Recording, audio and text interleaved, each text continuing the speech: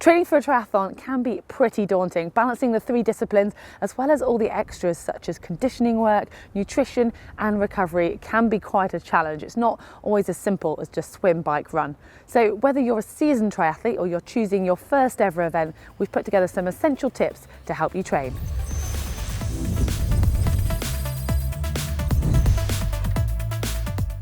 Most of us are guilty of spending a bit too much time on the discipline we enjoy, and that often ends up being the one that we're better at as well.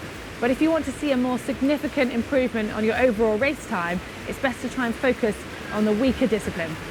I'm also guilty of this, and cycling is my weakest of the three.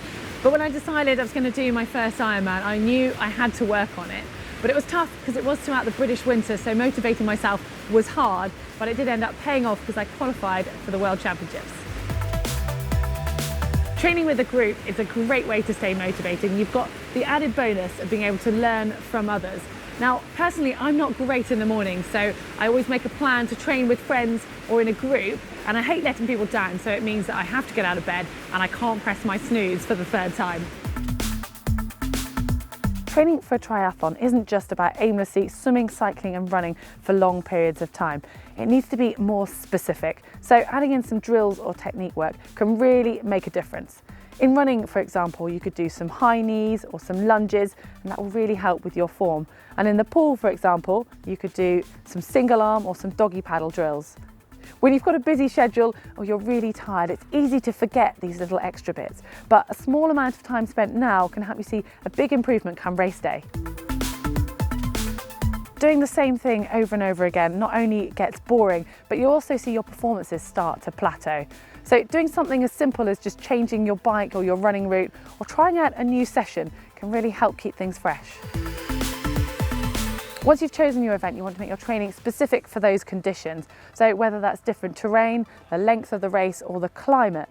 And for example, if it's somewhere really hot, there's quite a lot of things you can do to help prepare at home. One idea is using a sauna after your training sessions. Another thing you could do is set up your turbo in your bathroom and then just turn on the hot taps or the hot shower if you're going somewhere humid to really replicate those conditions. And another option, if you've got the time, going on a warm weather training camp can be great preparation. The best way to get motivated and constructive with your training is to have a goal. So whether that's a distance that you want to complete, it's an event that you want to enter, or maybe a time you want to achieve. Once you've chosen it, put it in your diary and then you can structure your training around it.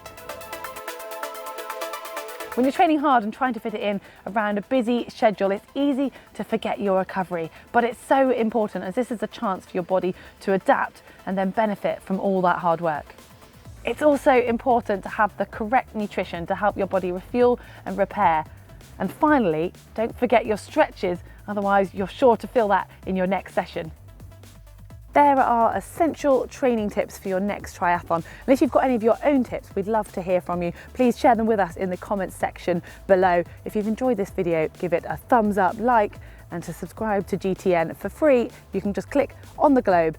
And if you want to mix up your training a little bit, why not watch our video on trail running tips just here? And if you want some help with your recovery, watch my video from Chattanooga down here.